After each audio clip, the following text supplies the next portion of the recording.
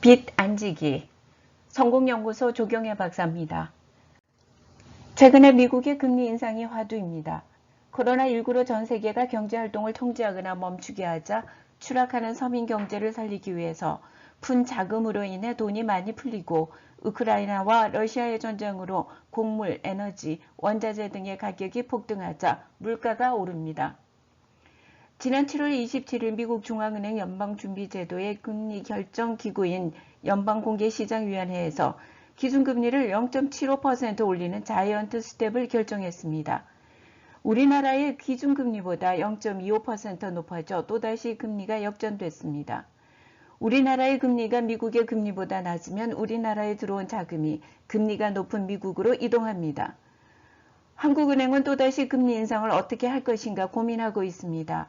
더군다나 경기 침체 이야기가 나오고 있어서 걱정입니다. 금리란 무엇인지 살펴보고 금리 인상에 대한 대안을 찾아봅시다. 경제활동을 해 수입이 생기면 의식주에 들어가는 비용 등을 쓰고 남은 돈을 은행에 맡기면 예금입니다. 살다 보면 은행에서 빌리는데 이를 대출받는다고 합니다. 이럴 때 돈을 맡기거나 빌리는 대가로 원금에 대한 이자가 발생합니다. 금리는 은행이나 개인이 빌려준 돈이나 예금 등에 붙는 이자 또는 그 비율을 말합니다. 여기서 빌린 돈은 모두 빚입니다. 즉, 남에게 갚아야 할 돈, 꾸어 쓴 돈이나 외상값 등입니다. 개인이 여윳돈을 은행에 예금하면 은행에서는 그 대가로 이자를 예금자에게 지급하고 반대로 은행에서 대출을 받으면 그 대가로 이자를 은행에 지급합니다. 예금 이자보다 대출 이자가 비싸며 은행은 이 이자의 차이인 예대 마진으로 운영합니다. 개인은 돈이 부족하면 은행에서 대출을 받아 학자금, 자동차 구입, 결혼자금, 주택 구입, 창업 등으로 활용합니다. 대출을 해주는 주체는 주로 은행과 같은 금융기관으로 제1금융권, 제2금융권, 제3금융권으로 나누며 금융권에 따라 대출 조건과 금리가 다릅니다. 금융기관은 부동산과 같은 자산을 담보로 제공하거나 담보를 제공하지 않고 단지 무담보로 개인의 신용 정도를 기준해서 대출을 해주는 경우가 있습니다. 물론 담보조건 대출은 금리가 낮고 무담보 대출은 신용도에 따라 다르지만 담보조건 대출보다는 금리가 높습니다. 금리는 고정금리와 변동금리 중에서 선택할 수 있습니다. 고정금리는 금리가 계속 인상될 것으로 예측되면 유리하고 변동금리는 금리의 하락 시에 유리합니다. 기준금리는 중앙은행이 경제활동 상황을 판단해서 정책적으로 결정하는 금리입니다. 기본금리는 예적금할 때 기본적으로 주는 금리입니다. 경쟁금리는 은행이 각종 해당 상품을 운영하는 비용, 인건비, 지급준비금, 원가 등을 반영해서 예금, 적금, 대출을 통해 수익이 날 수 있도록 결정합니다. 시중금리는 일반적으로 금융기관이 대출을 할 때의 금리입니다.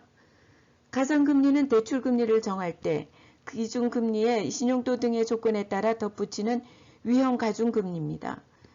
우대금리는 은행 등 금융기관들이 신용도가 가장 좋은 고객에게 적용시키는 최저금리입니다. 은행의 예금금리는 한국은행이 공표하는 기준금리의 은행의 자금 보유 현황, 마케팅 전략 등 경영정책, 금융시장 상황 등을 종합적으로 감안해서 결정됩니다. 여기에 개인의 거래 실적, 신용도 등에 따라 우대금리가 적용됩니다. 대출금리는 각 은행별로 자금 조달금리에 각종 원가 요소와 마진 등을 반영해서 자율적으로 산정하고 있습니다. 대출금리는 통상 기준금리에 가상금리를 더하고 우대금리를 차감해 결정됩니다. 금융회사별로 기준금리를 별도로 적용하는데 기준금리는 금융회사 간 단기자금 거래에 이용되는 금리인 콜금리, 3개월 만기인 양도성 예금 증서 수익률, 그리고 9개 은행의 자금 조달 가중평균 금리인 코픽스가 많이 적용됩니다. 대출금리가 예금금리보다 항상 높습니다. 금리는 경제에 아주 중요한 영향을 줍니다. 미국에서 기준금리를 대폭 인상한 것은 치솟는 물가를 잡기 위한 대책입니다. 우리나라도 마찬가지입니다. 뿐만 아니라 소비는 줄고 부동산 가격은 떨어집니다. 기업에서 설비 투자도 줄어들기 때문에 경기에는 역행할 수 있습니다. 반대로 저축은 늘어나지만 대출금의 이자도 늘어납니다. 문제는 서민 금융입니다. 대출을 많이 받지 않은 사람들은 크게 걱정할 것이 없지만 금년에 많이 오른 주택을 구입한 사람들은 주택담보대출의 이자가 점점 더 많아짐으로써 고민이 말도 못할 지경일 것입니다.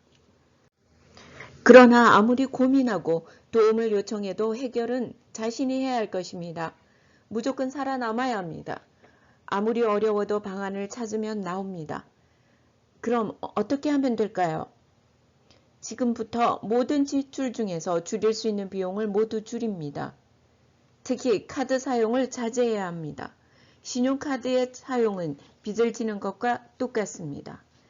대출금을 조금이라도 일부씩 상환합니다.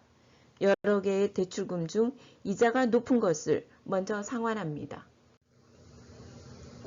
그래도 가장 중요한 것은 앞으로 어떠한 경우라도 절대로 빚을 지지 않는 것입니다. 빚을 지지 마십시오. 감사합니다.